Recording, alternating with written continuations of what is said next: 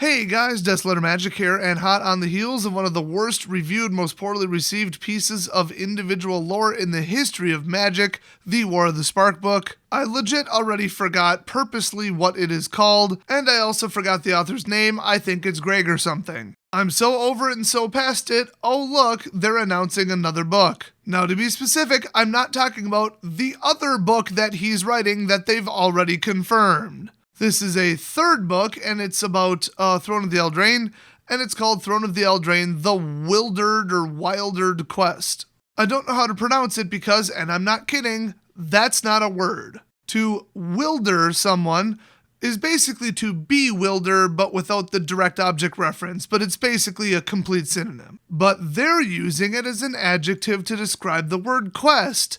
Both of the definitions of wilder are verbs. So for you non-grammar experts out there who didn't understand a word of that, that's like instead of titling your book The Broken Jar, you title it The Braked Jar, because you think it sounds fancy and cool, even though it's not a word and that's not a correct use of a verb as an adjective. So we're off to a fantastic start already with this one. I guess what they mean by the title is Throne of the Elandraine, the quest which has lost its way, or which the people on it are caused to lose their way, or something like that. The confusing and misleading quest. I mean, come on. They could have named it literally anything else. This is just stupid. Now that said, who's the author this time? Oh, it must be that other guy that wrote like the other subsections or supplementals or prequels or whatever for War of the Spark, right? Nope.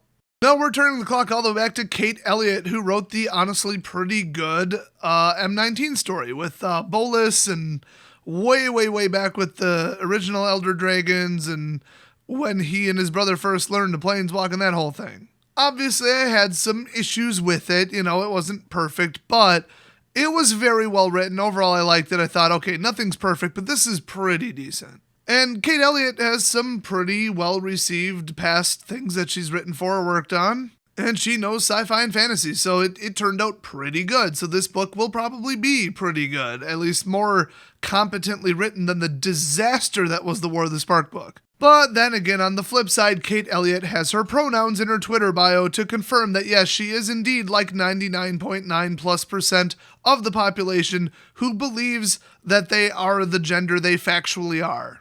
If you're not familiar with that social justice meme at this point, the whole, oh, she/her, that's my preferred pronouns, ha ha ha. Thanks, Kate, I wouldn't have assumed that on my own.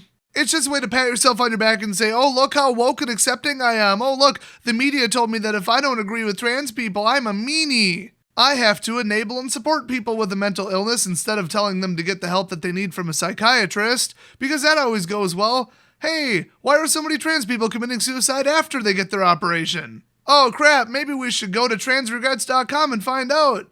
Oh crap. Or ask the head of psychology from Johns Hopkins if he thinks it's a mental illness. Oh no, don't do that. Because then you'd be discriminating with decades of facts and science and research and statistics. But as everyone knows, facts and statistics are very biased. Yeah, if you're thinking about getting on the crazy train to SJWville, get off at the next station. You're just contributing to all of humankind looking stupider by this movement picking up any kind of traction. So anyway, shocker that out of all the sane people that they could have gotten and competent, talented people, that they went with Kate Eliot. It's almost like they only hire their own. Well, by hire, I mean independent contractor. Yeah, you better think that there's more genders than there are flavors of ice cream and Baskin Robbins, or you're not going to get to write for Wizards. Sorry. So that's an absolute disgrace and a slap in the face to anybody who believes in anything in a biology textbook. For the 1% of you that are now irrationally angry and want to leave a comment because you just have to tell people about your wokeness and how you're never going to watch one of my videos ever again and oh my gosh, you're so shocked. Nobody cares, and I see every comment before they post. So sorry, no internet points for you. The only person who's going to see it is me, and I'm just going to ban you because you're going to be a dick about it like you always are. So yeah, this is going to be written by a liberal crazy bitch, which is always very dangerous. It's right up there with like giving gasoline and matches to a toddler. Like, it probably won't turn into a disaster, but it's a wonderful setup for a potential disaster. You never know what's going to happen. It could be good, it could be bad, but at the end of the day, I don't care. I wouldn't support Kate Eliot or any of the bullshit that she believes in. I wouldn't support Wizards' idiotic, I'll say hiring practices, close enough. But if you are going to say, oh no, I'm just going to leave the lore for what it is and leave politics and personal careers and Twitter bios out of it, then this next paragraph is for you apparently. Well, that is unless you don't want to spend $3.99. So, boy, they lowered this one. Throne of the Elandraine, the wildered, who cares, it's not a word, quest, is written by Kate Eliot, author of the popular Nicol Bolas origin story that debuted with Core Set 2019. Which, if I recall, a bunch of chapters had, keep this away from your kids, it may not be appropriate for all audiences, violence and inappropriate references, and oh boy. Yeah, like I was saying before, liberals get into some pervy shit because that's what their whole life revolves around, is all this perverse crap. Oh, but Des, it's supposed to be fairy tales. Mark Rosewater called them their own twist on fairy tales. I'm sure stopping just short of calling them downright twisted. So, unless you're going to buy the book to play Count the Number of Lesbians, I don't really see a point to reading it. If you're just the world's biggest fan of Will and whoever the hell Kenrith from Battlebond that had one sentence of backstory, okay. I think What's-Her-Face is on the cover, so okay. Anyway, Kate has been writing science fiction fantasy for over 25 years. She's best known for her Crown of Stars epic fantasy series. I've never heard of it.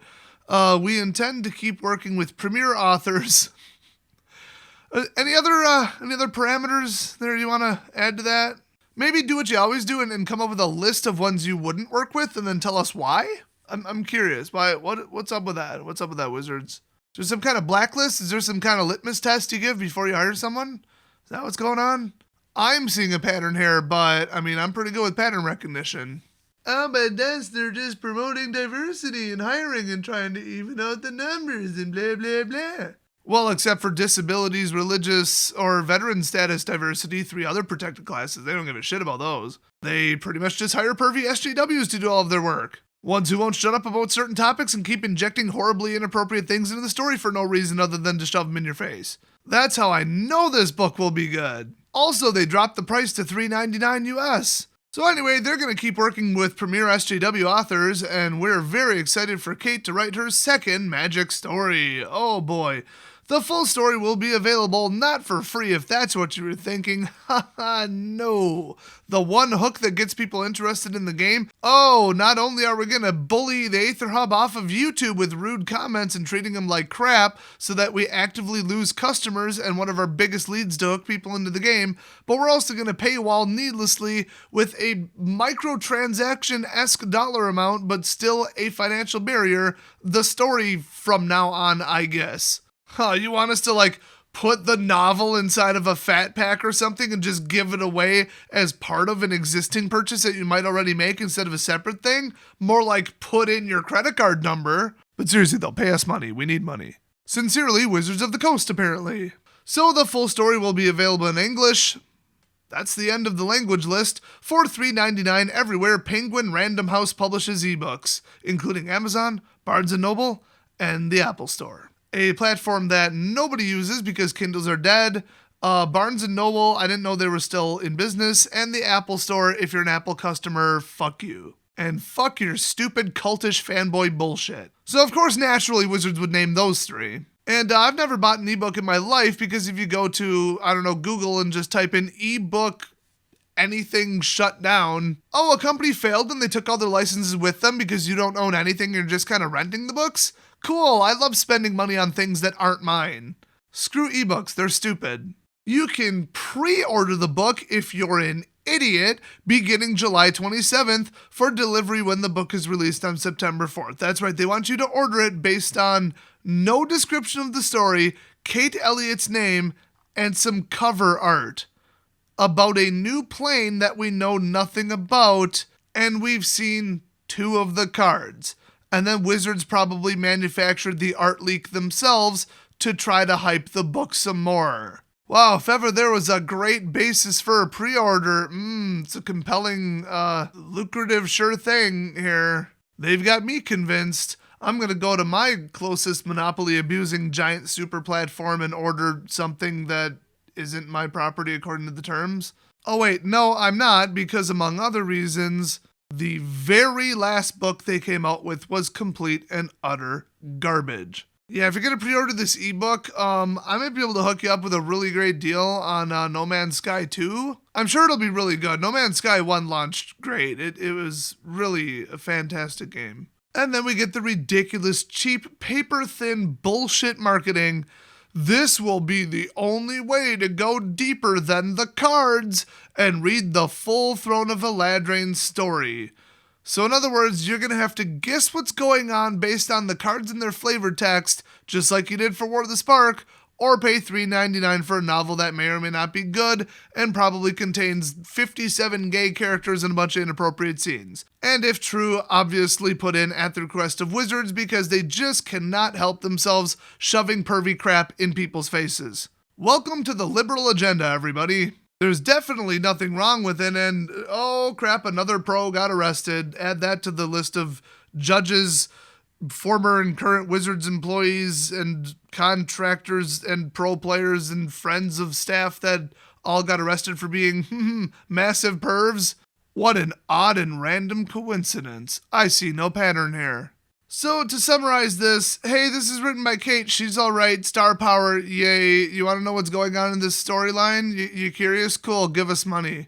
Oh, what's the book about? Just the basic one sentence, one paragraph description. You actually want that before you hand over your money? Yeah, you're not going to get that. Just give us money. Order it. You're not going to know what's going on without the book, guys. Tempting, isn't it? Oh no, I think a better use of $3.99 would be to order a bunch of bulk commons from the set, put them through a paper shredder, pour some spaghetti sauce on them with a little bit of grated Parmesan, and eat them. That would still be a better use of $3.99. I honestly don't care how good or bad the book is. I don't care if it's the best written piece of literature in the last 30 years. I don't care. I'm not going to support this behavior. I'm not going to support this paywalling bullshit.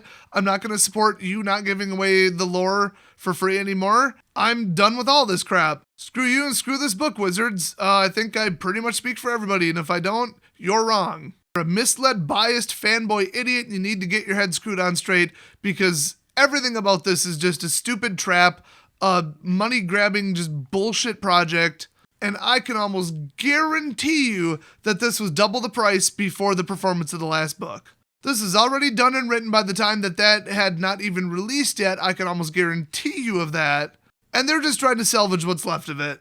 They're using cheap, transparent, gimmicky marketing tactics and purposeful vagueness to just try to trick people into, paying them money so that they can salvage this and pay Kate. This is pathetic, this is stupid, just put the damn chapters of the story so I can tell what the hell is going on your website for free, like has been working and got people into the storyline and the lore before, and that goes double for after you almost lost everybody from giving a shit about the lore after the War of the Spark book. I would have told Kate, sorry, here's double the money up front, you're getting 0 royalties because we're going to publish this in parts online for free. If you have any complaints about that, send them directly to the guy who wrote the War of the Spark book, because it's his fault. But no, they didn't do that, so let's push them towards doing that. Boycott this garbage. So that has been my Desolator pre-release book review. Thanks for watching, and I'll see you guys next Wizards of the Coast scam.